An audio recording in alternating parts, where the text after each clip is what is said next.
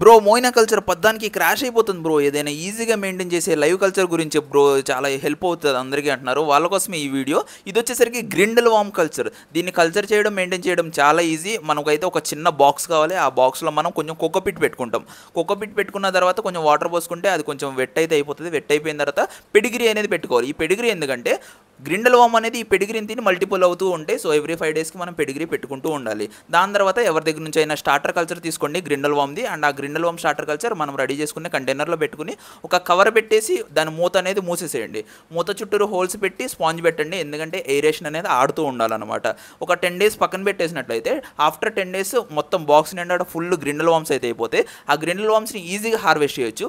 ఒక గ్లాస్ తీసుకుని దాంట్లో ఫ్రెష్ వాటర్ పోసుకుని ఆ కవర్ని జస్ట్ ఆ వాటర్లో డిప్ చేయండి. ఆ కవర్కు ఉన్న వామ్స్ అన్ని వాటర్లో పడిపోతే దాని తర్వాత ఒక సిరంజ్ తీసుకుని బెట్టా ఫ్రైస్కి, గప్పీ ఫ్రైస్కి, బెట్టాస్కి, గప్పీస్కి, ప్లాటీస్కి వేట్లుగానే ఫీడ్ చేసుకోవచ్చు.